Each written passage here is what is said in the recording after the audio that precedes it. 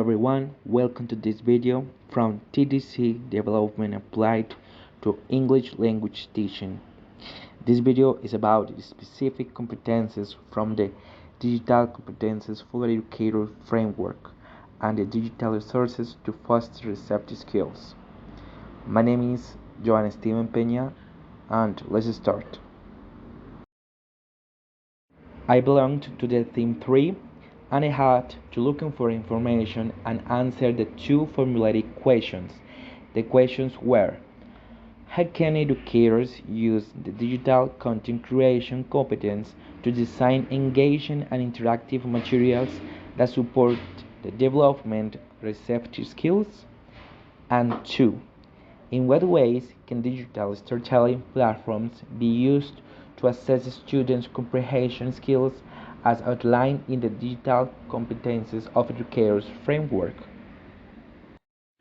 Okay, so before starting, we have to answer this question: what are the receptive skills?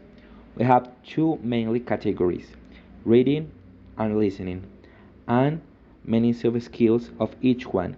We have listening or reading for detail, deducing, predicting, skimming, scanning, listening for gist global understanding, note-taking, and so on.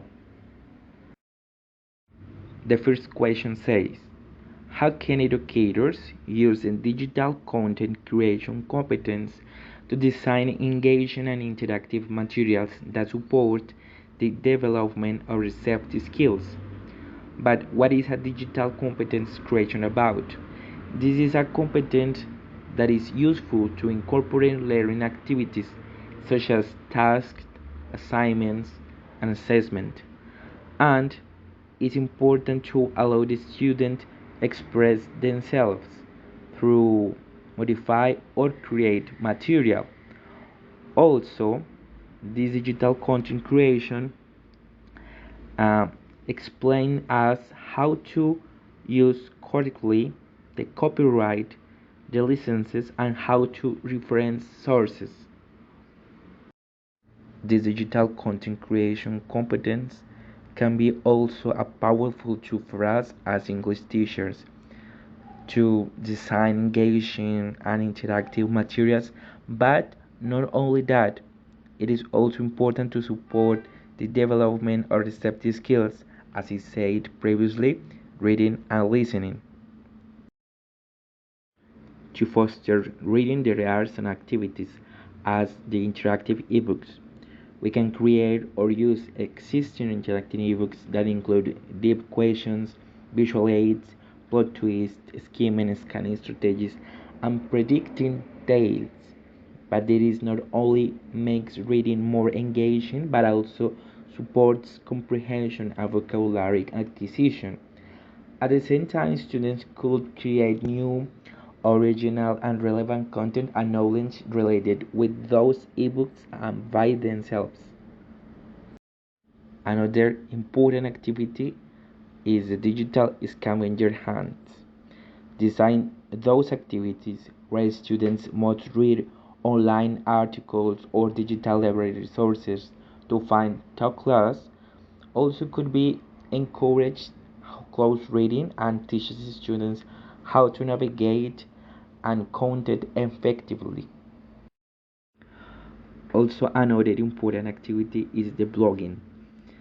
Actually, I blog in this course and I think it is very useful because it could encourage students to create their own blogs on a classroom website and assign them to write books reviews or summaries or what they read, and teach them how to reference sources and attribute licenses properly. Another examples for blogging are Khan Academy, an online education platform that offers free educational videos, practice exercises, and a learning dashboard. And another very popular is the WordPress. It is one of the most used blogging platforms, and for a good reason. It's an excellent free blogging platform for students who want to create a blog, to contribute with other ones and to make shared environments of learning. This is very useful and recommended. Another important activity is to use interactive videos. There are a lot of useful tools, but I found Edpuzzle. Edpuzzle is useful to create interactive listening exercises with videos. At the same time, we can embed questions throughout the video to ensure active listening and comprehension. Also, with a puzzle, we can create beautiful interactive video lessons with the students and we can integrate them right to the LMS. Also, it is important to mention the virtual reality experiences. Utilize virtual reality to immerse students in a history could be very useful because they can listen to the narratives or dialogues in a similar environment, which can greatly enhance their listening comprehension. There are some softwares like Discovery Virtual Reality, that is a free app from Discovery Channel that offers a new way to learn about the world. And also YouTube Virtual Reality, a free app that includes 360-degree videos from a virtual reality experience.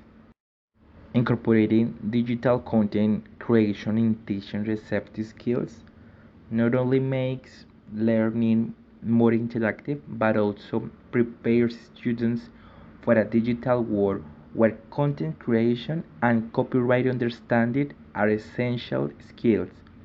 By engaging in these activities, students learn to express themselves in this digital way and evaluate online information and become responsible digital citizens. Let's go to the second question. The question is, in what ways can digital storytelling platforms be used to assess students' comprehension skills as outlined in the Digital Competence of Educators Framework? To answer this, first we can answer this question. What are the assessment strategies about? The strategies are all of those activities that teachers use to develop those new digital formats for assess the students, which reflects that innovative pedagogic approaches and when the teacher tries to monitor the learning process and obtain information of learning progress. These digital storytelling platforms can be effectively used to assess students' comprehension skills in many ways. And also, we can take into account what are the summative assessment and the formative assessment and how could be they both complemented in the two ways, such as summative and formative. In order to reach the enhancing summative assessment, there are a lot of strategies, but I would mention three. The first one is the computer-based test with multimedia. Here are some examples, and we can implement the computer-based test that include multimedia elements such as audio, clips or videos related to a story or a topic. This can assess students' listening and understanding skills in a more engaging way than traditional test-based questions. Another useful activity is the simulation. Students could use simulation or interactive stories when they have to make choices based on their understanding or the context. Also, their decision can lead to different outcomes, providing a dynamic way to assess the comprehension. Finally, the subject-specific digital technologies strategy. In language learning, for example, use digital storytelling tools that allows students to create a narrative using a new vocabulary. This not only tests that they can understand, but also is to assess the ability to apply language skills in context. Another strategy is the scaffolding, assignment, and assessment. And we can find a lot of tools, but one of the most important is the it portfolios. Why? Because the students can create digital stories as part of their it portfolios, showcasing, and their learning journey could be showed to all the classmates. Also, teachers can assess their ability to synthesize information and express their understanding through the digital narratives. The peer review and the reflective journals are definitely one of the most important activities that you can do here in the scaffolding assignment and assessment strategy.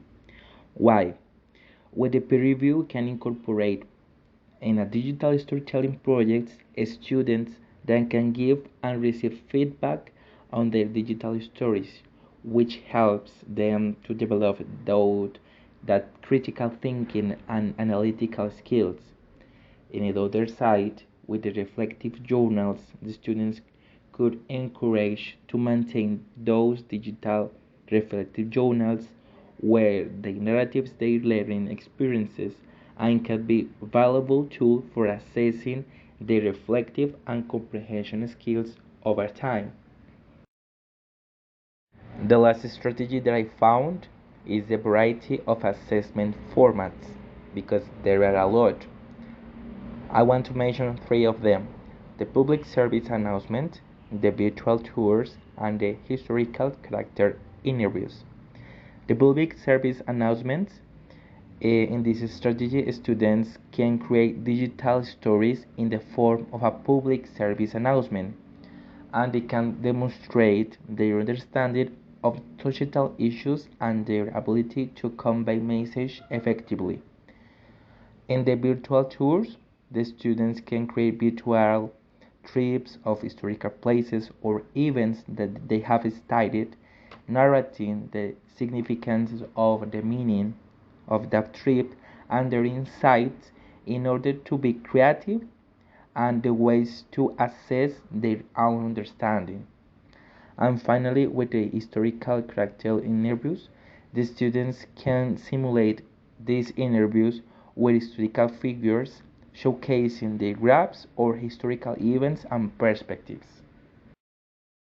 These activities not only assess students' receptive skills but also engage them in a higher order thinking and creativity, which are essential components in this situation. And also, it is useful for a digital competence as outlined in the Digital Competence of Educators Framework. And by using these digital storytelling platforms, educators, as me, can provide a more varied and an in-depth assessment of student comprehension skills. And I think that it is everything that I found. I hope you enjoyed. I'm going to let all of the resources below in the comments, right? Thanks for watching.